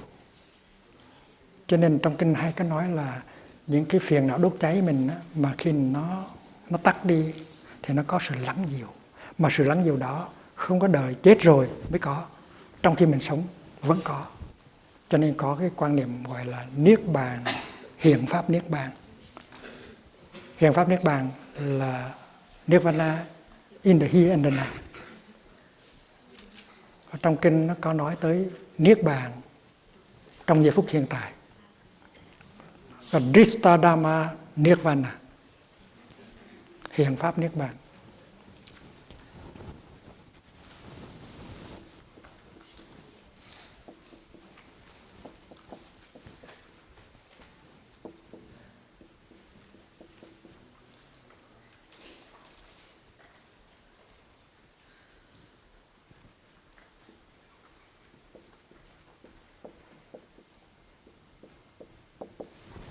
Drista Dharma Nirvana.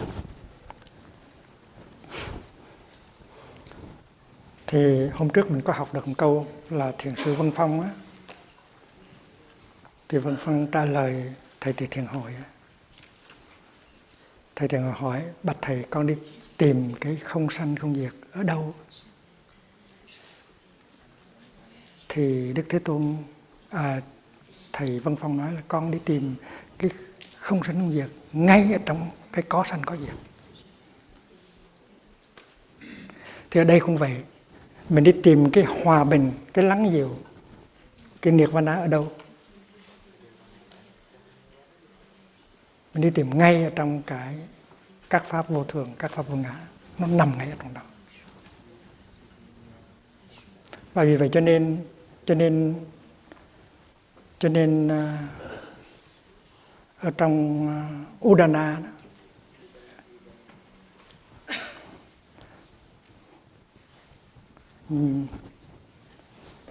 ở trong Như Thiện Cử và Vô Vấn Tự Thuyết, nó có cái câu của Bụt dạy mà mình đã học ở trong kinh Pháp Cú, cái chương Niết Bàn, là Bụt dạy rằng có trong thế giới có cái sanh,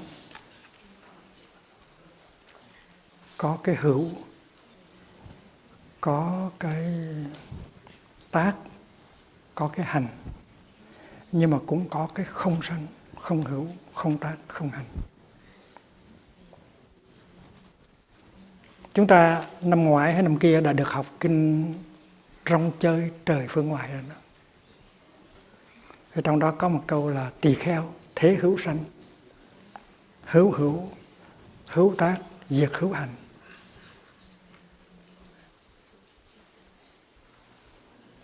Nhưng mà sau đó thì Bụt có nói diệt vô sanh, vô hữu, vô tác, diệt vô hành. Tức là có cái sanh, có cái tác và có cái hành, nhưng mà cũng có cái vô sanh, có cái vô hữu, có cái vô tác và có cái vô hành.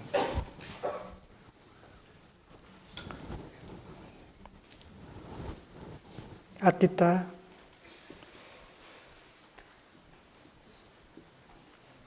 Bhikkhavé, này các thịt keo, có một cái gọi là Ajatam, tức là vô sanh. Có một cái vô sanh.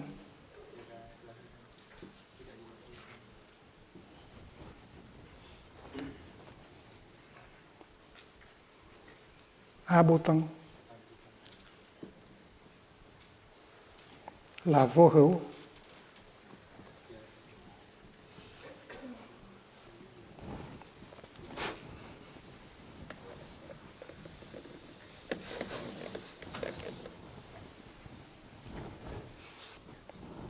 Thì này các vị tỳ kheo, nó có một cái không sanh, không hữu, không tác mà không hành. Mà cái không sanh, không hữu, không tác, không hành đó phải tìm ngay trong những cái có sanh, có hữu, có tác và có hành. Cái câu này là rất là quan trọng. Nó là sự công nhận cái thực tại gọi là Niết Bàn. Nó nằm ở dưới chiều sâu của sinh tử. Cái sinh tử nó chỉ là bề mặt thôi. Đi cho thật sâu thì có thể tiếp xúc với không sinh không tử. Cái không sinh không tử nó nằm ngay ở trong cái sinh tử.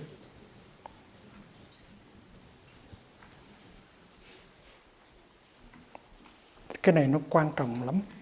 Nó liên hệ tới cái chánh kiến. Mình phải nắm cho được.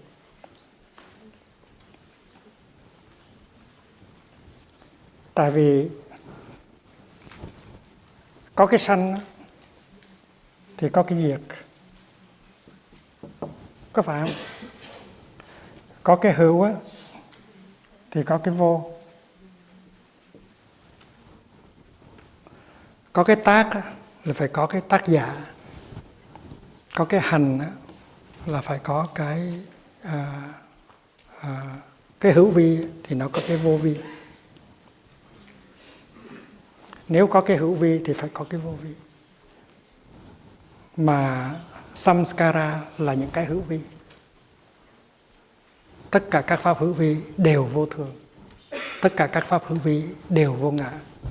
Nhưng mà trong chiều sâu của các pháp hữu vi đó, nó có cái pháp vô vi, tức là niết bàn, không sanh không diệt, không thường cũng không thường.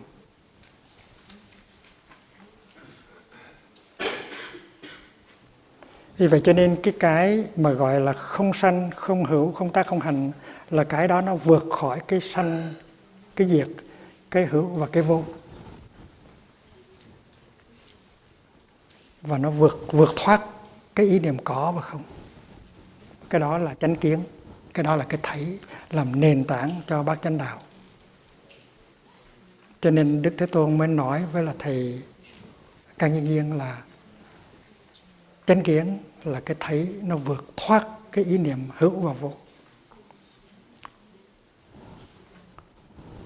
Và cái chương này mà mình đang học á, Quán Hữu Vô, là để mà giúp mình thấy được cái trường đó là cái thực tại nếu mà quán chiếu cho sâu sắc á, thì nó vượt thoát cái ý niệm có và ý niệm không.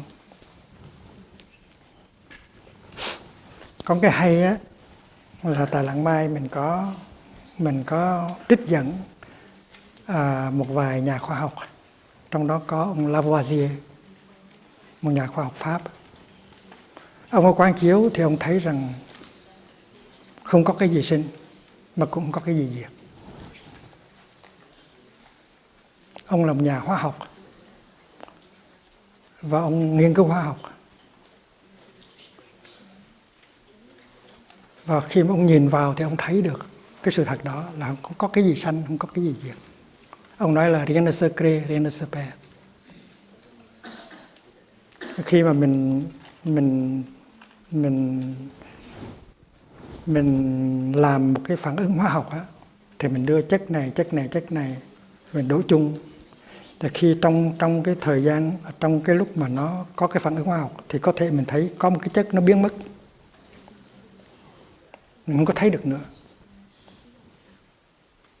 Nhưng mà không có nghĩa là những cái nguyên tử mà nó làm bản chất cho cái chất đó nó biến mất, nó vẫn còn như thường. Nếu mà nó được phối hợp trở lại thì nó trở thành cái chất đó trở lại. Cũng như là chất đường mà mình ăn mỗi ngày đó, ở trong đó có chất than, nó có oxygen, nó có hydrogen. Và mình lấy ba cái đó riêng ra thì không còn đường nữa. Ví dụ như mình lấy cục than mình liếm thấy đâu có ngọt. Nhưng mà nếu không có than thì không có đường. Phải có những cái nguyên tử than, nguyên tử oxy và những cái hydro hợp lại với nhau như thế nào đó thì nó có chất ngọt. Lấy nó ra riêng ra thì chất ngọt nó biến mất. Nhưng mà cho nó trở lại với nhau thì chất ngọt là hiện ra.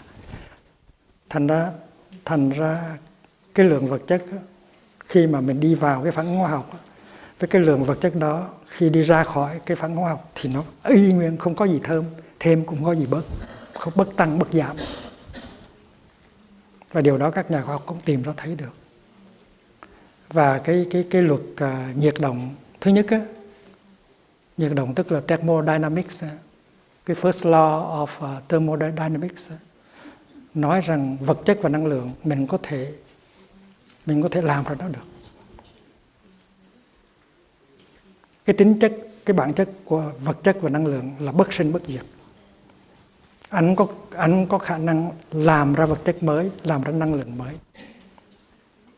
Vật chất nó có thể đổi hình, nó có thể biến thành năng lượng. Năng lượng có thể biến thành năng lượng khác, hoặc là năng lượng có thể trở thành vật chất. Nhưng mà mình có thể nào tạo ra vật chất mới, mình có thể tạo ra năng lượng mới, mình không có thể nào tiêu diệt vật chất, mình có thể tiêu diệt năng lượng. Tức là tính chất của vật chất và năng lượng, bản chất của nó là vô sinh bất diệt. Cái điều này rất là rõ, và nếu mình nói chuyện với các nhà khoa học, mình sử dụng ngay những cái khám phá của họ thì mình sẽ làm cho họ hiểu mình dễ hơn. Cho nên trong cái thời đại này mà nếu quý vị có được một ít kiến thức về khoa học thì quý vị có thể giảng diễn được cái Phật pháp nó dễ dàng. Nhưng mà các nhà khoa học tuy rằng họ đã tìm ra cái luật đó, nhưng mà họ chưa áp dụng được vào trong đời sống hàng ngày. Họ vẫn bị cái ý niệm sanh diệt khống chế như thường, vẫn sợ hãi, vẫn lo lắng, vẫn buồn khổ như thường. Thì vấn đề làm sao là áp dụng được cái tuệ giác đó.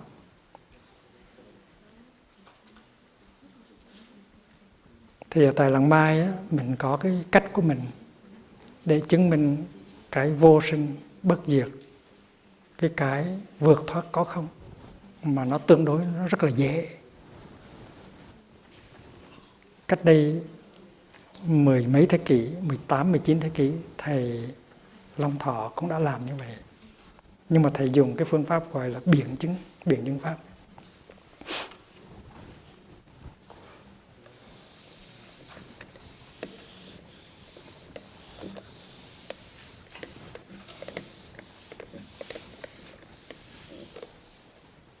Cái cách của Làng Mai á, nó quá dễ đi. Tại bây giờ mình có những cái phương tiện hơn ngày xưa. Mình nói rằng là giả dụ anh tưởng tượng thời gian là một cái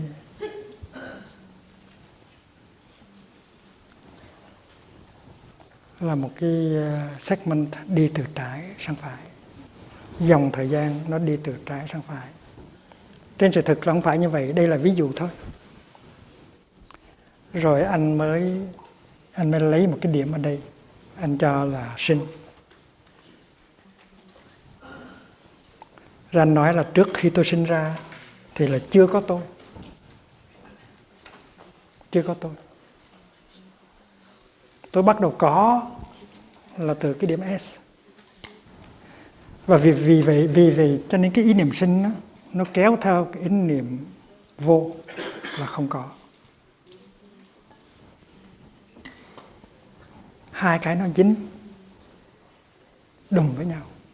Hễ mà anh kẹt vào cái ý niệm sanh đó, là anh bị kẹt vào cái ý niệm vô.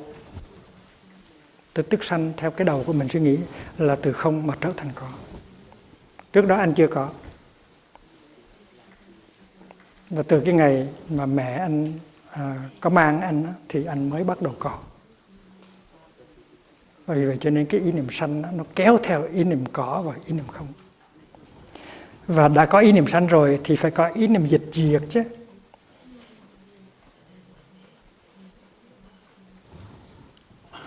Thì trong cái đầu của anh ấy nghĩ là có sanh thì phải có diệt. Chắc chắn là như vậy. Và anh nghĩ rằng là cái segment từ S đến D là có, là hữu. Anh tiếp tục hữu cho đến điểm D, thì anh hết hữu. Anh từ hữu, anh trở thành vô trở lại.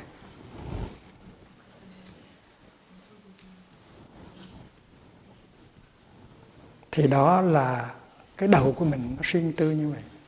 Đó là cái khái niệm, đó là cái ý niệm của mình về sanh, về diệt, về có và không. Tóm lại là sanh là từ không mà trở thành có, và diệt có nghĩa là từ có trở thành không. Đó là cái suy nghĩ, cái cách suy nghĩ của hầu hết tất cả mọi người. Nhưng mà ở Làng Mai á, mình thường hay dùng cái đám mây để chứng minh rằng đám mây không có sinh, không có diệt. Vậy là trước khi nó biểu hiện thành đám mây thì nó đã là cái gì rồi? Nó không phải từ không mà trở thành có. Trước khi nó hiện ra thành đám mây thì nó đã là hơi nước rồi. Vì vậy cho nên đám mây không phải là từ không mà trở thành có. Nói đám mây từ không mà trở thành có tức là sai. Và vì vậy cho mình thấy rõ ràng đám mây bản chất của nó là vô sinh. Mà nếu đám mây như vậy thì mình cũng như vậy. Từ không thể nào trở thành có được.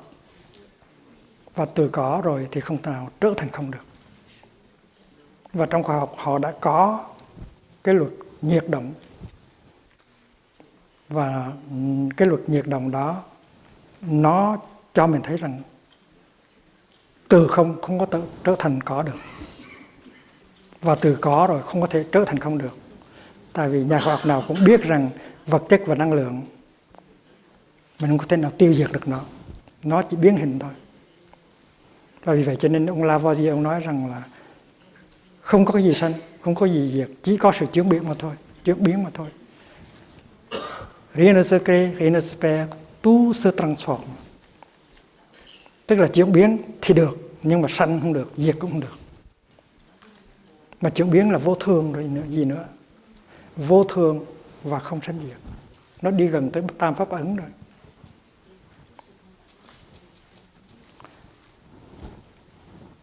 Và đám mây nó có chết không? Đám mây có thể từ có trở thành không được không? Không. Đám mây không có chết được. Đám mây nó chỉ có thể trở thành mưa, trở thành tuyết, trở thành nước đá. Đám mây không thể nào từ có trở thành không được. Cho nên bản chất của đám mây là vô sanh bất diệt.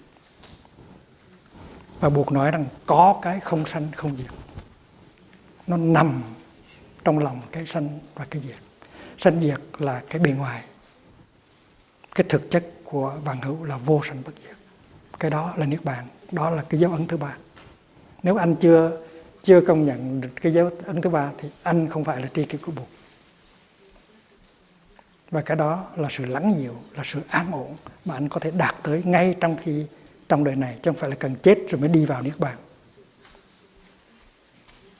Rất rõ ràng như vậy. Trong khi đó có nhiều nhà học giả Tây Phương, họ nghiên cứu 30 năm, 40 năm, 50 năm, dịch rất là nhiều bộ luận, bộ kinh. Họ nói rằng, họ đi tới kết luận rằng niết bàn là cái chết vĩnh viễn. Nirvana is the eternal death. Và mục đích của người tu Phật là đi tới cái eternal death. Đâu phải là tri kỷ của Bụt. Tại trong Bụt nói là đâu có sanh có diệt, mà nói niết bàn là diệt.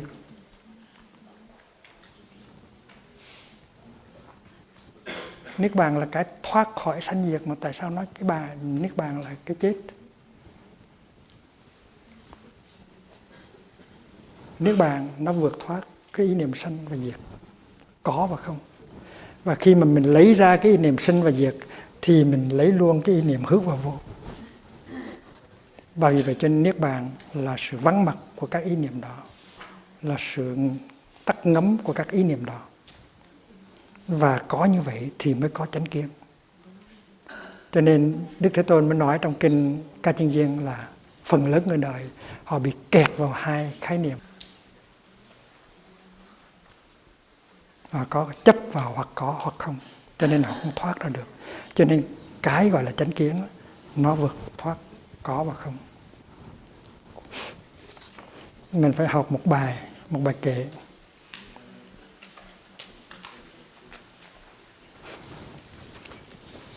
Chúng duyên trung hữu tánh.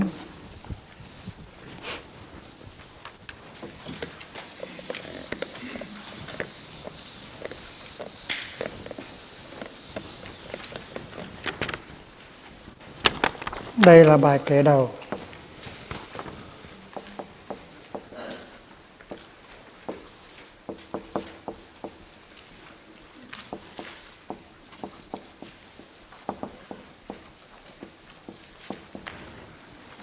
Thì sự tắc bất nhiên.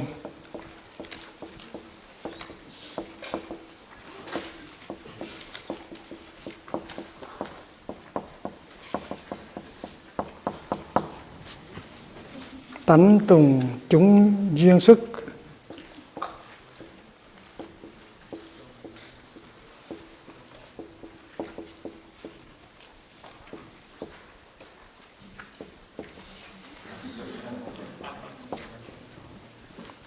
Tức danh vì tác pháp.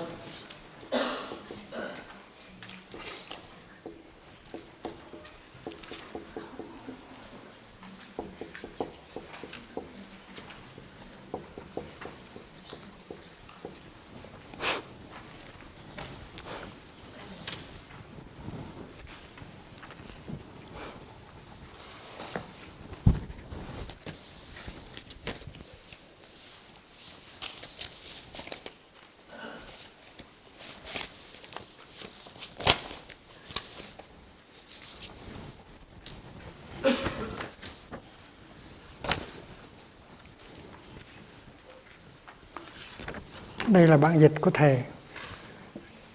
Trong duyên có tự tánh.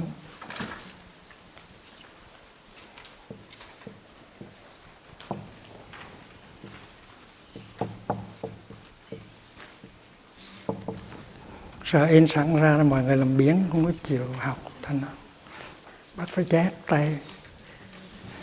Trong duyên có tự tánh. Điều này không hợp lý.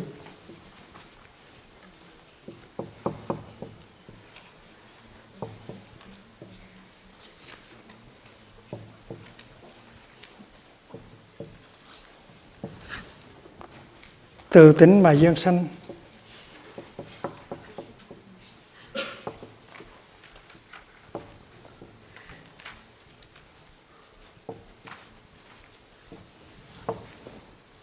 Thì là pháp tạo tác.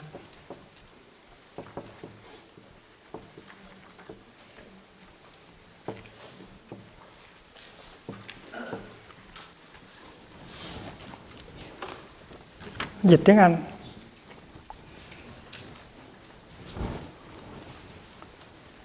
If you try to find the own nature in the conditions, you cannot do it.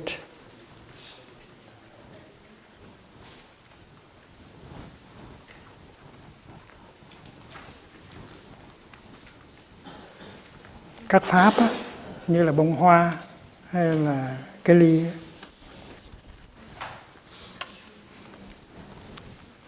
nó là những cái hành, những cái formation.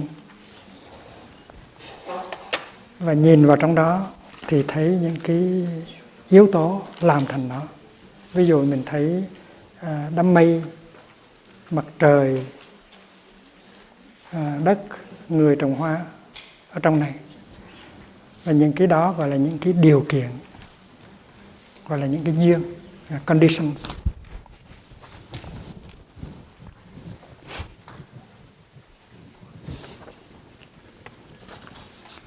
Thì khi mình nhìn vào trong một cái hoa thì mình thấy rằng cái hoa đó nó không có cái tự tánh.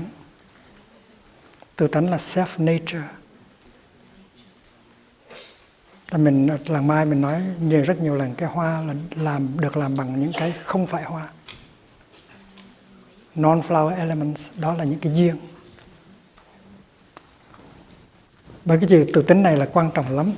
Tánh này là tự tánh Svabhava.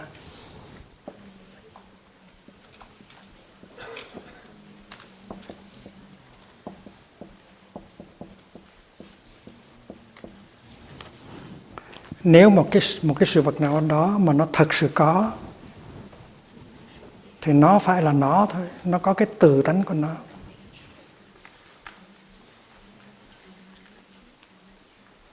Thành nên mình phải biết cái chữ tự tánh tức là self-nature, Svabhava là tự tánh của nó.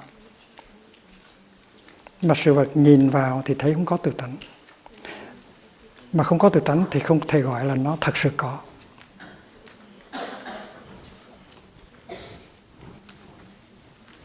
Bây giờ mình đi tìm cái tự tánh ở đâu? Mình đi tìm ở trong các điều kiện của nó. Thì đâu thấy. Mình đi nhìn vào trong cái đám mây thì đâu thấy bông hoa. Mình nhìn vào trong mặt trời cũng không thấy bông hoa. Mình nhìn vào đất cũng không thấy bông hoa. Mình nhìn vào người làm vườn cũng không có tự tánh của bông hoa. Thành nên mình đi tìm tự tánh của bông hoa trong những điều kiện là cái chuyện đó không có được. Ngay ở trong bông hoa mình đi tìm tự tánh của bông hoa cũng còn không được. Huống hồ đi tìm cái tự tánh của bông hoa ở nơi những điều kiện đưa tới bông hoa. You cannot find the self-nature in the conditions. To say that there is a self-nature of something in its condition, that is not logical.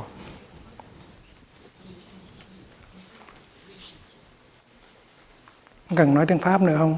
Dễ ợt ha. Là anh không thể tìm thấy được cái tự tánh của bông hoa ngay chính trong bông hoa. Anh không có thể tìm thấy được tự tánh của bông hoa nơi những cái điều kiện, những cái duyên mình làm thành bông hoa. Tại tự tánh là cái có sẵn. tự tính là self nature, là cái có sẵn. Thì khi mà nó không có tự tánh thì mình cũng có thể gọi nó là thật sự là có. Nó là giả hợp. Giả hợp. Tại vì sao? Tại vì tự tánh mà dương sanh thì là pháp tạo tác. Self nature không phải cái tự tánh mà do những cái điều kiệnมันsinh ra, thì cái đó mình đâu gọi là tự tánh. Nó là một cái gì được tạo ra, mà do cái gì tạo ra đó thì mình có thể gọi là tự tánh được, self nature. Everything is without self nature. That self nature can be found in things and cannot be found either in the conditions that have brought them here. Ví dụ như là mình thính một tiếng chuông. Cái tiếng chuông mà có ra là do cái sự tạo tác mà có. Do sự tạo tác mà có. Là sở tác tánh.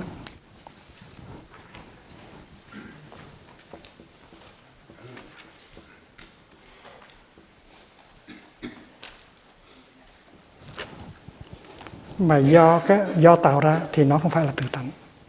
Tự tánh tức là tự nó có rồi, không cần phải làm ra. Tất cả những cái gì mà làm ra đều không có tự tánh cả.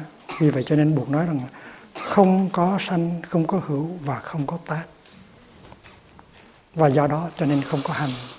Vô sanh, vô hữu, vô tác, vô hành.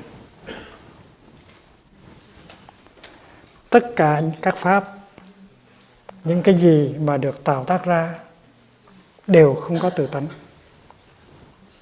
Và vì vậy cho nên tự tánh không có thể tìm thấy ở trong những cái điều kiện làm ra các pháp.